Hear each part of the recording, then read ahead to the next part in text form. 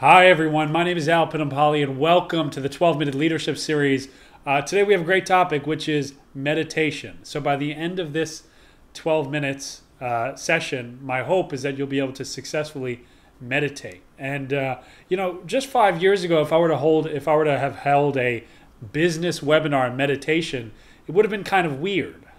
But it's no longer weird. I mean, meditation is a mainstream staple in the business community. I mean, you have some of the top leaders in the world, business leaders in the world, like Mark Benioff and Ray Dalio, who's the most successful hedge fund manager in the world, and obviously the late great Steve Jobs, who have swore by meditation. I mean, the benefits are numerous. They're amazing. From improved clarity to creativity to improved decision making to increased attention span and focus and concentration. I mean, it truly is a wonderful tool that I think anybody in business, anybody in general, but in business specifically, should be using. And so that's why I wanted to teach you this today. Now, what I want to do today is I want to tell you a kind of a no-nonsense 6-step method for meditating. See, one of the struggles I think for business people is we're so used to clear, cut and dry directions. We want to know what exactly the results are, what the metrics are. But meditation can often be a little bit vague, a little bit fuzzy. The way people have described it to me in the past hasn't really allowed me to really get into it in a very successful way. So I want to deliver this presentation specifically to you guys, the people who are in the business community, who are in organizations, who are professionals, in a way that hopefully it won't be as frustrating. So what I want to do is I'm going to teach you this 6-step method, but what I want to quickly do after that is teach you the very common misconception that is really what prevents people from meditating. Because after I tell you the 6 steps, they're so ridiculously easy, you're going to wonder why, if you've ever tried before, you failed. And it's probably because you've bought into this myth, and I want to debunk that myth today. So that's really the meat of the presentation. So let me start by just getting through the 6 steps, okay? All right, here we go. Let's jump into it. So the 6 steps for how to meditate. The first step for how to meditate is to sit. I know, it sounds simple, right? But it's really the first step. You just have to sit down, okay? You can sit down anywhere in any fashion you want. A lot of people think you have to sit down with your legs crossed, like on the floor. You don't have to do that. You can just sit down in a chair. The key here is to sit down so your spine is erect. And the reason why we want to sit down with your spine straight is because we don't want to fall asleep. So meditation is a higher level of awareness than sleep. So you don't want to completely fall asleep. That's why you want to sit with your back straight. Okay, so that's step number 1. Really simple, really easy. Just sit. Okay. Step number 2 is you want to close your eyes or leave them open. So the step number 2 is close your eyes or leave them open. So it turns out that a common misconception with meditation is that you have to necessarily close your eyes. I happen to close my eyes, but you don't necessarily have to close your eyes. You can actually leave your meditation open. That's a valid form of meditation too. Just if you're going to leave your eyes open, don't stare so hard at something, right? You want to have what they call a soft gaze. So you're kind of almost staring off into the distance, maybe slightly down, but in a way that you're not focusing so hard on something. It's kind of almost like a blurred kind of vision, okay? So again, close your eyes or don't, but those are the first 2 steps. So sit, and number 2 is close your eyes or don't, okay? Number 3, breathe regularly.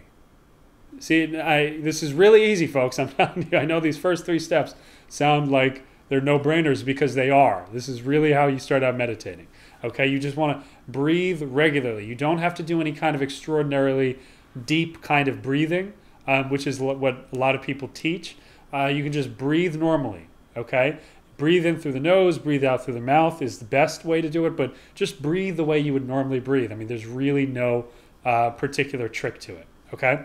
So those are the first 3 steps, okay? Number 4, okay, is you want to count your breath. That's it. So as you're breathing during the exhale, okay, on the out breath, you want to count your breath. You want to start at 1 and you want to work your way up higher and higher. You just count like normal. You breathe out, 1, breathe in. Breathe out, 2, breathe in. Breathe out, 3. So again, you're just counting your breath. The whole reason you're counting your breath is because the point of meditation, or at least this particular type of meditation, is to focus on the breath, and you can't count the breath without focusing on it. So it's a little hack to be able to focus on the breath. Okay, so you with me so far? First 4 steps are easy. So step number 5, get distracted. I'm serious here. That's really step number 5. It's get distracted. What's going to happen is, as you're counting your breath, what's going to inevitably happen, whether you want it or not, is you're going to start thinking. Okay, your mind is going to start getting out of control, and it's going to start basically leading you in certain directions, and that's totally normal. In fact, that's fine. That's ideal. You want to get distracted. That's the whole point. And we're going to discuss this in a second, because it leads to the misconception about meditation. But this is what's going to happen, is as you're counting your breath, you're going to get distracted. So let yourself get distracted. That's fine. The key to step number 5 is notice yourself being distracted, right? What's going to happen is your mind is going to trail off, and then at some point you're going to realize, wait a minute, I was supposed to be meditating here, and here I am thinking about something that's unrelated. If you notice that, once you notice that, which you inevitably will, it might take you a little time, but once you notice that, now you're in good shape. That's step number 5. Okay. Step number 6, which is the only arguably hard step in the entire process, and this is the last one, is return back to counting. Okay? So once you get distracted, right? Once you've noticed that your mind has entered another thought, you want to return back to counting again. So start back to number 1. All right? So let's go through step 4, 5, and 6 again. Okay? You're counting your breath on the exhales. Okay? Every time you out breath, you count, right? Step number 5, you notice yourself getting distracted. So inevitably you're going to stop counting, and you're going to start thinking about your lunch or something like that. And that's when you notice it, right? You acknowledge the fact that, I just realized that I'm thinking, okay?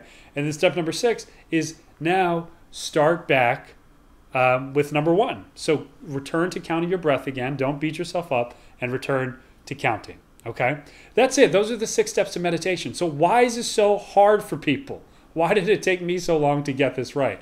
Well, the answer is because there's a common misconception on what meditation is supposed to be and what it actually is. And here it is. I'm going to draw you this picture. You ready? So up here represents the busy mind, okay? And down here is the clear mind, okay?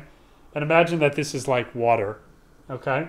So what people think that meditation is you start up here with a busy mind, okay?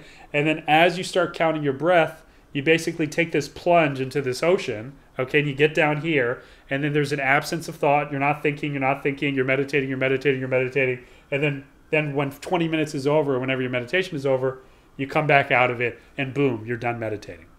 That is not how meditation works. This is a myth. This virtually never happens, okay? In fact, even if you're a Buddhist monk and you've been meditating for 20 years, you'll be hard pressed to have this happen to you, because this is not how meditation works. Here's how meditation works, okay? Here's how, when you go through those 6 steps, it's going to feel like. It's going to feel more like this, right? So you start out with a busy mind, right? And you sit down to meditate, and you start to calm down. You start to count your breath, 1, 2, 3, and then you stop for a second, and you realize that you're thinking about your lunch. What am I going to do for lunch today, huh? How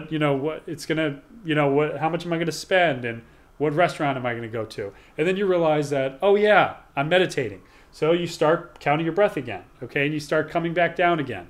And then you start to realize, oh no, I was supposed to send that email to my boss. And it starts going up again. You start regaining awareness, okay?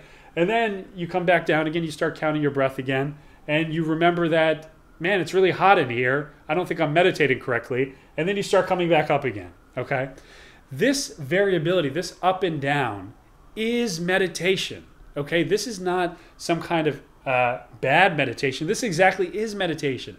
Most people think that meditation happens down here, but it's actually this up and down variability that is really what meditation is all about. Okay, this is why people get so frustrated. They think they sit down to meditate. They start counting their breath, just like I told you to do, and eventually, what happens is they get distracted and they feel like they messed up, and then they just stop meditating from there on because they don't feel like they're doing it right. What I need you to understand is that if you are sitting in your chair, okay, and you are going through these 6 steps and you're counting your breath, and you get distracted, and then you return back to counting again. It doesn't matter how many times you start back to number 1. You are meditating properly. The whole point, it's like lifting weights, right? Meditation is the equivalent of doing reps in the gym, right? Every time you get distracted and come back to counting your breath again, this up and down motion is like a rep at the gym.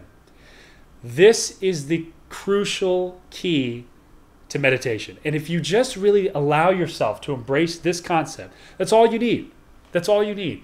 If you understand this, then you realize that meditation is so extremely, extremely simple, right? You just have to sit in your chair. You just have to adopt the right posture, right? You just have to close your eyes or don't close them. Then start breathing regularly. And then number 4, which is count your breath.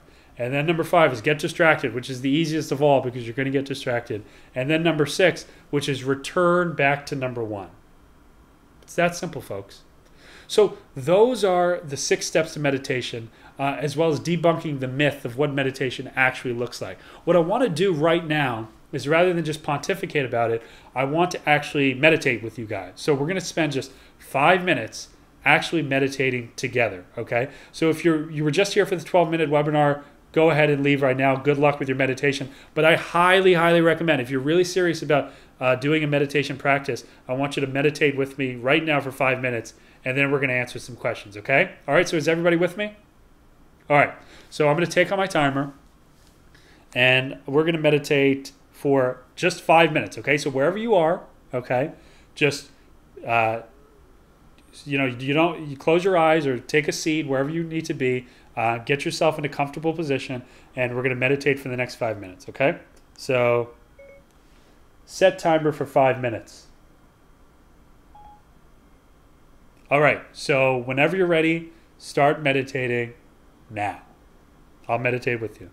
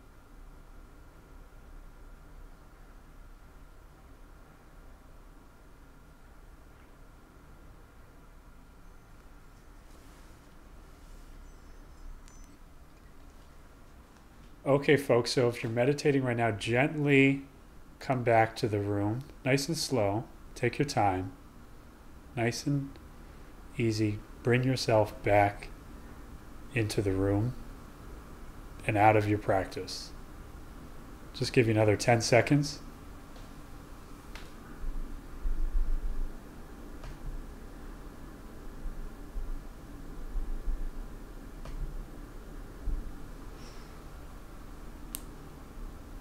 All right, so congratulations. If you just sat there, okay, even no matter how frustrated you got, or no matter how distracted you got, or no matter how fidgety you got, or how agitated you got, you just successfully meditated. The whole point of meditation is to sit with those thoughts as uncomfortable as they are, and just to go through the process of paying attention to your breath. So there's virtually, unless you signed off of this webinar, which I see only not many people did actually, so congratulations for taking this seriously. You did this correctly. The whole reason why people don't meditate successfully is they sabotage themselves. They convince themselves that they didn't do it right when really you did it right. I mean, there's really not much to it. So what I want to do now is I want to answer some questions because I'm sure there's probably going to be some questions or concerns or even just thoughts. I mean, if you have any thoughts on what that experience was like, share them in the question box, and we'll just go through a couple of them because I believe very strongly in meditation. It's profoundly affected my life. I've done it for about 3 years now, and although I kind of sometimes I fall off, I've been pretty consistent for years now, and it's been transformational. So if you have any questions or comments, now is your chance. Okay, let's see what we have here. So Adam has a great question, which is, what exactly is the reason for meditation? What does it do to help? So scientists have been studying meditation in depth for 20 years now, but really in recent years where they've really tried to understand why it works. And there's a physiological answer, which I don't know, I'm not qualified to articulate. And they're still learning, so they're not exactly clear on exactly why it works. But I'll give you kind of the layman's definition. Let me give you actually an example of how it applies to me. Okay, so meditation really gives you what is called metacognition. It gives you awareness over your thoughts. A lot of times, and most of the time, our thoughts are just in control of us, right? Our thoughts take us in different directions. We relate to our thoughts as reality. We don't separate the two. But what meditation does, by paying attention to your breath and being distracted, it actually helps you become aware that you are thinking. And when you are aware of your thoughts and the fact you are thinking, you have the power to change it. So I'll give you an example. I live in New York City. I live right in the heart of Manhattan. For years I would walk down the streets and I would just be angry. I mean, somebody would be in my way because New York City is so crowded. Somebody would be in my way and I would kind of just mutter underneath my breath, like, get out of my way, man, which is the New Yorker's mentality. But there's really no reason for me to be upset, right? As if I owned the path in front of me more than this guy owned it, right? But I couldn't control it. It was just instantly when that would happen, it would trigger me to get upset. But as I was going through this process, as I meditated, what I started to realize is that when I would face one of these situations, usually it would spiral out of control and I would just get angry, and I'd be angry for 10 minutes, which is ridiculous. But as I started to meditate, I started to realize that I was catching myself. I would become aware right when that moment happens that I was being triggered, and I would notice the thought and I would say, hey, wait a minute, why am I angry right now? And I would realize that there is no reason to be angry. It's actually pretty silly, and it's actually causing me stress. And so I would let it go.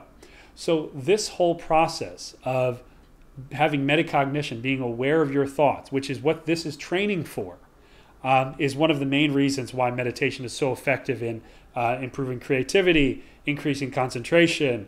Some people say building intuition and increasing decision-making skills. So that's the answer there. Okay, Clayton asks, I kept wanting to know how long I've gone. Do you think it would be okay to look at a timer along with counting your breaths? So here's a pro tip, Clayton, because this happens to me too. I kind of want to know how far I am into it. There are actually meditation timers. If you actually search meditation timer into Google, I think the first couple that come up are really good quality meditation timers. And what they do is they have these little bells that you can program, so you can make the bells go off, for example, every 5 minutes. So if you're doing a 20-minute meditation, a very soft bell will come on every 5 minutes and let you know that you've made it 5 minutes. So that can kind of motivate you to get through it if it's intolerably long for you. So just Google meditation timer and you'll find there's plenty of timers that do that. Okay, how do you shut out the noise around you? I had to close my ears with my hands due to the talking from the next cube. That's a really good question. So one of the things I recommend is to use headphones. So some people, for example, like to meditate in silence, and that's great. Some people like to listen to music. If you're going to listen to music, I would recommend something obviously without lyrics, something that is more serene, that isn't emotionally evocative. You don't want to experience profound emotions during meditation. It's more about a neutral awareness. So you may want to put on either headphones to listen to some subtle music, or use headphones that are noise canceling to just block out as much of the noise around you. There are also white noise machines, which are great too, which is hard in an office setting, but white noise machines are great that produce ambient noise that help you concentrate. Okay, Matthew, where do the misconceptions about meditation come from? Just in case I share this information with colleagues, friends, and they are challenged by pre-existing beliefs about what meditation is. I don't know what the answer to that question is, Matthew. I can tell you from my own experience. I think people's conception of meditation comes from, for example, Buddhist monks, people that just sit there for long periods of time masterfully, right? Like the old karate movies, for example, where people are just sitting on a mountain with their legs crossed, and it just seems so peaceful. And the other word I think that makes a difference here is trance. People think that the idea of meditation in a trance state kind of have been associated. And when people think of trance, they think of like this deep, kind of immersive, altered state of consciousness, which, by the way, can happen during meditation, but it doesn't necessarily have to happen. That doesn't really happen to me. Other people say it happens to them, but there's no evidence to suggest that that really is the point of meditation, or that's where the benefits come from. So I think that, those are probably where some of the preconceptions is, but you'll have to ask them because I don't know. But the reality is it's just not true. It's really, you can meditate without getting any of those really altered state of consciousness by being distracted every 20 seconds or every 2 seconds if that's what happens to you. Everybody's experience is different, and it's perfectly fine. Okay, we got a couple more questions. What does a good meditation practice schedule look like? That's a really good question, Dave. And there is no right answer to that, but because business people I find just like prescriptions, I will give you the prescription, okay? Here it is.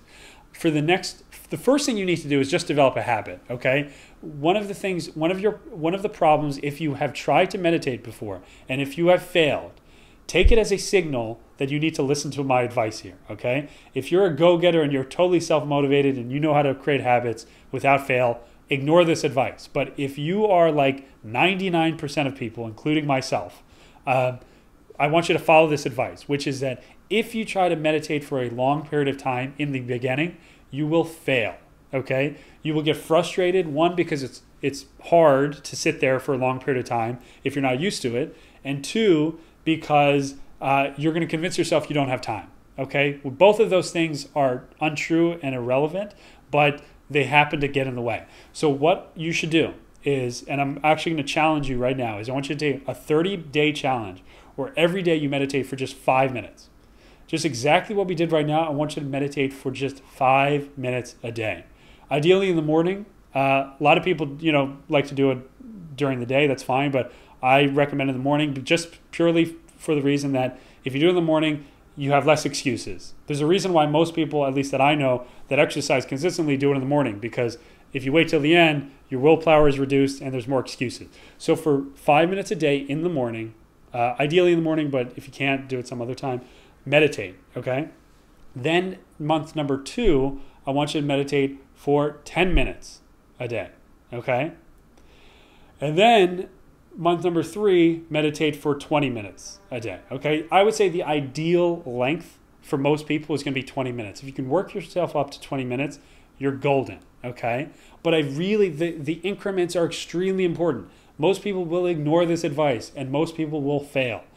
I want you to listen to me very closely. Start with 5 minutes, okay? Because here's the point, right? Meditation is not a short-term thing anyway, right? You're not going to get benefit out of the 5 minutes today anyway. I mean, you'll get some short-term benefit, but the real benefits of meditation are the long-term benefits that are sustained over time. So don't rush into this feeling like you need to, go really hard in the first month, because again, the real benefits come in month 2, 3, 4, and 5 anyway, okay? So that's my answer for schedule. Just a couple more questions and then we'll sign off here. What are your thoughts on group meditation? Starting a meeting off this way or ending a meeting with a 5-minute meditation session? I think that is an amazing idea, Rebecca, and you have a fan right here if you want to get that started. I think that meditation is something that some organizations have kind of adopted this mentality that meditation is good, and they encourage their employees to do it. And so because it's so good for, I think, for business context, business leadership skills, I absolutely think it's a great way to get people involved at meetings and in groups at the office. And obviously make it voluntary, because not everybody's going to be into it. But if you can do it, more power to you. Okay, and then finally, Trisha, I've just started to meditate over the last few weeks, and it seems helpful so far. Have you experienced long-term effects or prolonged states of the clear mind? From personal experience, yes. I've been meditating for about 3 years, and the difference is really profound. I mean, my ability to pay attention and to sit there for extended periods of time. I mean, especially me being a writer. I mean, I write for a living, and for a long time, I had challenges just sitting down and writing for longer than 20 minutes at a time. Really, it's the truth. And meditation is one of those things that built this skill of metacognition, patience, awareness, and just stillness that has allowed me to really sit there and write more productively, more effectively, but not just with writing, but with so many different things. I mean, the benefits are numerous. It's hard for me to list them all, but I can tell you that it's changed my life, and I hope it'll change yours as well. Okay, well, thanks for the great questions, guys, and thanks for attending this webinar. If you have any questions or concerns about this, let me know. Really, I mean, I'm not an expert on this, but I have been doing this for 3 years. I've been trained in it at the Chopra Center pretty extensively. And I've studied this myself somewhat extensively. So I'm qualified to give advice on this, I think. So let me know if you have any questions or concerns. Other than that, good luck, and take that 30-day challenge. 30 days of 5 minutes. It'll change your life.